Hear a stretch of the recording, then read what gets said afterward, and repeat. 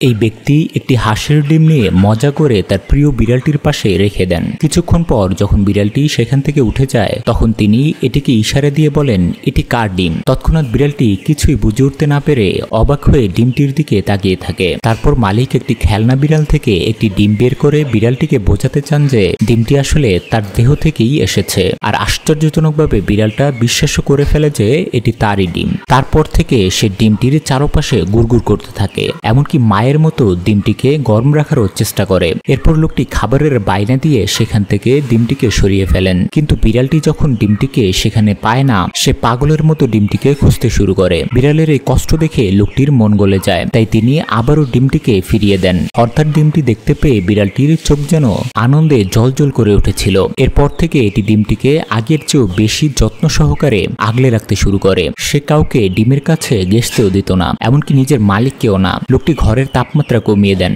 যাতে ডিমটি ঠান্ডা থাকে। এরপর ইনকিউবেটরের উষ্ণতা দেখে বোঝালেন ডিমটি সেখানে আরো ভালো থাকবে। অবশেষে বিড়ালটি রাজি হয় আর ডিমটিও দিয়ে দেয়। যখন হাঁসের ছানাটি ডিম ফেটে বের হয় তখন প্রথমে বিড়ালটি এটি দেখে একটু দ্বিধায় পড়ে গিয়েছিল। এটি বুঝে উঠতে পারছিল না এই অদ্ভুত পাখির সঙ্গে তার সম্পর্কটা আসলে কি, কিন্তু ধীরে ধীরে সে ছোট্ট ছানাটিকে মেনে নেয়। হাঁস ছানাটি বড় হতে থাকে আর বড় হয়েও সে বিড়ালটিকে মা ভেবেই ডাকতো। যখনই ছানাটি বিড়ালটিকে দেখতো খুশি হয়ে ঝাঁপিয়ে পড়তো তার উপর। বিড়ালটি কখনো বিরক্ত হতো না, সবকিছু সহ্য করতো মায়ের মতোই ধৈর্য ধরে। ছানাটি মাঝে মাঝে ভালোবাসা দেখাতে গিয়ে তার লোম কামড়ে ধরতো, তাতে বিড়ালটা চমকে উঠতো ঠিকই, তবুও কখনোই বিরক্তি প্রকাশ করতো না।